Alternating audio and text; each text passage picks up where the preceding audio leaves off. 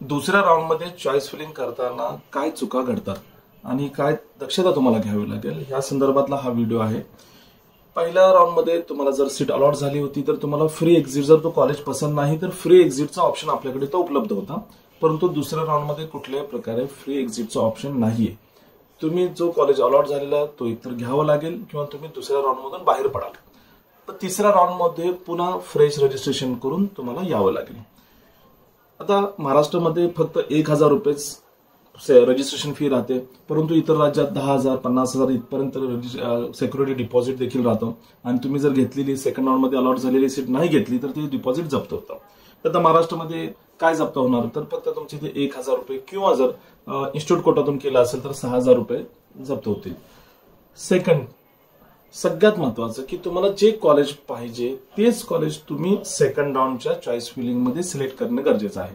Second round असो किंवा first round किंवा कुठलाही राऊंड असो, तुम्ही नंबर वन ला जी प्रायोरिटी दिलेली असते त्या प्रायोरिटीचा जर कॉलेज तुम्हाला अलॉट झाला तर तो तुम्हाला घ्यावाच लागतो। जर घेतला नाही तर तुम्ही राऊंड मधूनच बाहेर पडता।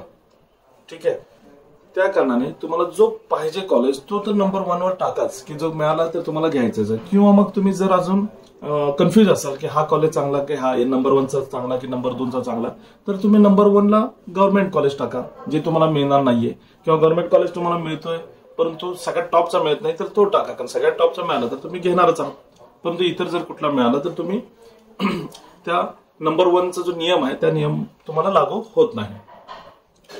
चॉईस फिलिंग जर पहिल्या राऊंडला तुम्हाला एखादा कॉलेज अलॉट झालेला होता, तुम्ही जो टर्म रिझर्व्ह केला होता म्हणजे रिटेन्शन फॉर्म भरला नाही परंतु ऍडमिशनची सर्व प्रोसेस पूर्ण केल्या आणि अपग्रेडसाठी तुम्हाला जायचंय, तर अपग्रेड करताना तो कॉलेज टाकायचा आहे का तर अजिबात नाही, काही गरज नाही, कारण तो कॉलेज तुम्ही रिझर्व्ह ठेवलेला आहे आणि तिसऱ्या राऊंड पर्यंत तो तुम्हाला कॉलेज तुमच्यासाठी रिझर्व्ह राहील। अपग्रेड झाल्यानंतर जो कॉलेज अलॉट होईल तो फायनल, जुना कॉलेज कॅन्सल, आणि जर अपग्रेड झालं नाही तर जुनं कॉलेज तुमचं फायनल राहतं। या कारणाने तो कॉलेज जो तुम्ही रिझर्व्ह केलेला आहे पहिल्या राऊंडला किंवा मागे दुसऱ्या राऊंडला, आणि तुम्ही आता तिसऱ्या राऊंडची चॉईस फिलिंग करताय किंवा दुसऱ्या राऊंडची चॉईस फिलिंग करताय आणि पहिल्या राऊंडचं कॉलेज तुमचं रिझर्व्ह आहे, तर ते चॉईस फिलिंग लिस्टला टाकण्याची गरज नाही, आणि तरी देखील टाकायचं असेल तर सगळ्यात शेवटी तुम्ही टाकू शकता। आता सिक्वेन्स कशी असावी, सिक्वेन्स कॉलेजेसची ह्याच पद्धतीनं रेटिंग नुसार असावी, नॉट फॉर डिस्टन्स। आता काही जण डिस्टन्सचाच विचार करतात, म्हणजे जर आपण रेटिंग नुसार बघितलं तर 100 मार्क्स आपण जर रेटिंग धरू तर 90 मार्क्सचा एक कॉलेज आहे तो 2 जिल्हे लांब आहे, किंवा सपोज एक 700 किलोमीटरवर आहे आणि 100 किलोमीटरवर तुमचा जो कॉलेज आहे त्याचं 100 पैकी 10 मार्क्स आहेत, रँकिंग मध्ये खूप कमी आहे, तर तो तुम्ही टाकत आहात। कारण काय की डिस्टन्स, तर प्रत्येकाची आपली चॉईस राहते, पण डिस्टन्स डझंट मॅटर। तुम्ही प्रेफरन्स देताना क्वालिटीला, रँकिंगला प्रेफरन्स द्या। अकॅडमिक मजबूत किती आहे, पेशंट फ्लो किती आहे, जुनं कॉलेज किती जुनं आहे, तिथं बाकी फॅसिलिटीज आहे की नाही, इन्फ्रास्ट्रक्चर कसं आहे, कॅम्पस कशा पद्धतीने, रिव्ह्यूज काय त्या कॉलेजचे, या सर्व गोष्टी तुम्ही जर तुमच्याकडे गुगल मामा आहेत किंवा व्हॉट्सअप काका आहेत, सगळे आहेत, तर सगळ्यामध्ये तुम्हाला माहिती मिळते। सगळीच माहिती खरी असते असंही नाहीये, त्यामुळे जेन्युइन माहिती तुम्ही हे करा। बाकी सगळ्या माहिती आम्ही आपल्या टेलिग्राम चॅनलला, व्हॉट्सअप ग्रुप त्यामध्ये देतच असतो, तर माहिती संकलित करणे त्यानुसार निर्णय घेणे। त्यामुळे सिक्वेन्स लावताना गव्हर्नमेंट कॉलेज ऑब्व्हियसली वरती टाकणार तुम्ही, त्यानंतर प्रायव्हेट कॉलेज टाकणार। तर प्रायव्हेट कॉलेज टाकताना जर तुम्हाला नंबर 1 चॉईस आहे YMT खारघर किंवा सुमतीबाई शाह, मी BMSचं बोलतोय की YMT खारघर किंवा सुमतीबाई शाह 2 कॉलेज आहे, टॉपचे कॉलेज आहेत, तर ते तुमचा स्कोर कमी आहे हे तुम्हाला माहित आहे, मिळणार नाहीये, म्हणून ते तुम्ही खाली ठेवताय, आणि जे जवळचे कॉलेज आहे जे तुम्हाला मिळण्याचे चान्सेस आहेत ते तुम्ही वरती सिक्वेन्स मध्ये ठेवताय। तर असं करू नका, रेटिंग नुसार ते ठेवा। मिळणार नाही माहिती पण लकीली जर मिळाला तर तो तुमचा राहणार। MBBS मध्ये सुद्धा हाच नियम आहे, परंतु सर्व राज्यात हा नियम लागू नाही। काही राज्यामध्ये सेकंड राऊंडची चॉईस फिलिंग मध्ये जो कॉलेज अलॉट होतो जर तुम्ही घेतला नाही तर तुम्ही संपूर्ण राऊंड म्हणजे त्या राज्याच्या संपूर्ण प्रक्रियेतून बाहेर पडता। इव्हन वेटरनरीला तर या नियम असे आहेत की पहिल्या राऊंडला अलॉट झालेला कॉलेज जर तुम्ही फ्री एक्झिट केला तर तुम्ही दुसऱ्या राऊंडला एलिजिबल नाहीये, आणि पहिल्या राऊंडला जर तुम्हाला कॉलेज अलॉट झालं तुम्ही फ्री एक्झिट करा किंवा करू नका, तुम्ही थर्ड राऊंडला जाऊ शकत नाही। तर प्रत्येक राज्याचे प्रत्येकाचे नियम वेगळे। जसं मध्य प्रदेशमध्ये तुम्हाला ज्यावेळी सीट अलॉट होती तर तुम्हाला त्याच वेळी फ्री एक्झिट करणार आहात की घेणार आहात, तर तुम्ही येस लिहिलं त्यानंतर तुमचा अलॉटमेंट लेटर डाउनलोड होतो, नंतर चेंज करता येत नाही। नंतर आणि तो अलॉटमेंट लेटर डाउनलोड केल्यानंतर जर तुम्ही रिपोर्टिंग नाही केलं तर तुम्ही संपूर्ण प्रक्रियेतून बाहेर जाता। त्या कारणाने चॉईस फिलिंगच्या वेळी चुका करू नका. विनाकारण तुम्हाला 200 मार्क्स आहेत तर उगाच एमबीबीएसचे सगळे कॉलेज टाकण्यात काही अर्थ नाहीये. कारण लक फॅक्टर किंवा भाग्य हे कम्प्युटर सिस्टमला माहित नाही. कम्प्युटर सिस्टमला फक्त मेरिट माहित आहे आणि ती मेरिट नुसारच सिलेक्शन होणार. ज्यावेळी तुमचा ऑल इंडिया रँक नुसार ज्यावेळी तुमचा नंबर येईल त्यावेळी मेरिट नुसार तुमचा नंबर आल्यानंतर तुम्ही जे चॉईस टाकलेले आहेत त्या कॉलेजेसला सीट अलॉट झालेली असेल तरच तुम्हाला मिळणार. आता यामध्ये पण सपोज तुम्ही 5 कॉलेज टाकलेले आहेत आणि 5च्या कॉलेजमध्ये सीट्स अवेलेबल आहेत तर तुम्हाला कुठली सीट अलॉट होणार. नंबर 1 ला तुम्ही जो कॉलेज टाकलाय सपोज त्यामध्ये सीट नाहीये तर कम्प्युटर नंबर 2 ला जाणार. त्यामध्ये सीट आहे तर ती तुम्हाला अलॉट होणार. कम्प्युटर सिस्टीम खाली जाणारच नाही, लक्षात घ्या. मग खाली तुम्ही या कारणाने मी म्हणतो की चांगले कॉलेज रँकिंग नुसारचे ते कायम वरती ठेवायचे. म्हणजे त्यामध्ये जर सीट अवेलेबल असेल तर तुम्हाला मिळून जाईल आणि खालचे सीट तुम्हाला गरज नाही अवेलेबल असून देखील. परंतु कित्येक वेळा ह्या गोष्टी घडतात की सिक्वेन्स लावताना आपण खालचे कॉलेज वरती ठेवतो आणि बऱ्याच विद्यार्थ्यांना असं झालेलं आहे की सपोज 590 स्कोरला त्याला एक कॉलेज XYZ कॉलेज मिळालं पण त्यापेक्षा चांगलं कॉलेज दुसऱ्याला त्यापेक्षा कमी स्कोरला मिळालं, 585 ला मिळालं. तर म्हटलं सर तो चांगला कॉलेज मी पण टाकलेला होता पण तो खाली टाकलेला होता, सिक्वेन्स चुकीची होती.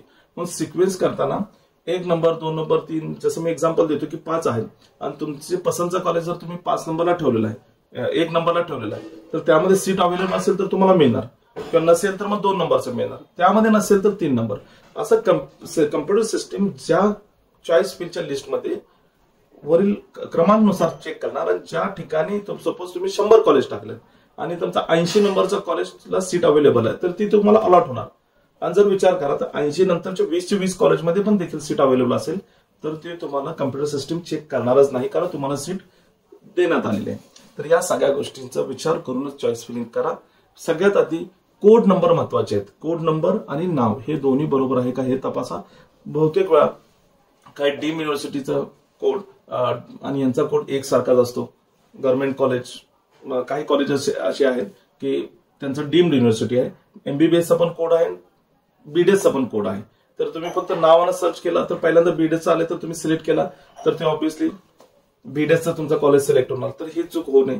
काही वेळा सोशल मीडियामध्ये किंवा आमच्या मार्फत पण जे तुम्हाला व्हॉट्सअपवर पीडीएफ येतात किंवा बऱ्याचशा गोष्टी येतात तर त्यानुसार तुम्ही चॉईस फिलिंग करता. कधी कधी सपोज आमच्याकडून चूक झालेली असेल की कोड नंबर सिक्वेन्समध्ये चुकला असेल तर ह्या सगळ्या गोष्टी करिता एकच ऑप्शन आहे की चॉईस फिलिंग करताना तुम्ही ज्यावेळी कोड सिलेक्ट करता तर कोडच्या समोरचं नाव चेक करणे 2 वेळा तपासता. कारण ह्या राऊंडमध्ये सीट अलॉट झाली तुम्ही नाही घेतली तर तुम्ही थर्ड राऊंडला एलिजिबल राहत नाहीये, म्हणजे या सिक्वेन्सला जात नाही. थर्ड राऊंडला नव्याने रजिस्ट्रेशन करावं लागतं. आता डीम्ड युनिव्हर्सिटीचे जे एमबीबीएस असो त्यांची एमसीसी काउन्सिलिंग किंवा आयुष काउन्सिलिंग AA-CCC या दोन्हीमध्ये एक विषय असा आहे की प्रत्येक राऊंडला फ्रेश रजिस्ट्रेशन आहे. पहिल्या राऊंडला तुम्हाला लागलेलं कॉलेज तुम्ही फ्री एक्झिट केला, ठीक आहे. आता दुसरा राऊंड आहे तर दुसऱ्या राऊंडला तुम्ही चॉईस फिलिंग करताना तेच कॉलेज टाकायचे जे तुम्हाला घ्यायचे आहे. त्या कॉलेजची फी स्ट्रक्चर वगैरे सगळ्या गोष्टी आधीच माहित करून घ्या. उगाच तुम्ही कॉलेज रँडमली टाकाल, तुम्हाला कॉलेज अलॉट झालं तर तुम्हाला घ्यावं लागेल. जर नाही घेतलं तर तुम्ही बाहेर पडू शकता पण तुमचे सिक्युरिटी डिपॉझिट जप्त होतात. एमबीबीएस बीडीएस मध्ये 2 लाख रुपये जप्त होतात आणि आयुषमध्ये 50,000 रुपये जप्त होतात. तर हे जप्त झाल्यानंतर तुम्ही राऊंड मधून बाहेर पडता. पुन्हा तिसऱ्या राऊंडला रजिस्ट्रेशन अवेलेबल आहे, फ्रेश रजिस्ट्रेशन.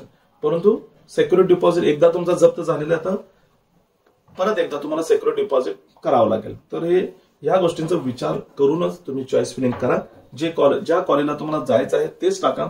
आणि सिक्वेन्स नुसार आयडियल प्रेफरन्स लिस्ट आम्ही प्रत्येक वेळी शेअर करतो, प्रत्येक राऊंडच्या वेळी शेअर करत असतो. तर शेअर केल्यानंतर त्यामधून जे कॉलेज तुम्हाला नको हवेत ते बाजूला काढून बाकी इतर चॉईस प्रमाणे ऍज इट इज तुम्ही चॉईस फिलिंग करू शकता. यामध्ये सगळ्यात महत्वाचा मुद्दा म्हणजे फी स्ट्रक्चर. बऱ्याचशे कॉलेजचे मागील वर्षाचेच तुम्हाला दिसतील. रिझल्ट लागल्यानंतर त्यांचे नव्याने फी स्ट्रक्चर अपलोड होतात. त्यामुळे फी स्ट्रक्चर आधी पाहून घ्या म्हणजे तुम्हाला कॉलेजची क्रमवारी आपल्या बजेटनुसार कसं करता येईल. कुठल्या कॉलेजचं बजेट जर खूपच जास्त असेल तर तो तुम्ही सिक्वेन्समध्ये खाली घेऊ शकता किंवा वगळू देखील शकता. तर या सगळ्या गोष्टीचा विचार करा. ज्यावेळी पण गरज असेल आयडियल करिअर सेंटर मार्फत आपल्याला मार्गदर्शन मोफतमध्ये पण केलं जातं, पेड काउन्सिलिंग पण राहतं. दोन्हीमध्ये कुठल्याही सिस्टमचा तुम्ही लाभ घेऊ शकता. धन्यवाद.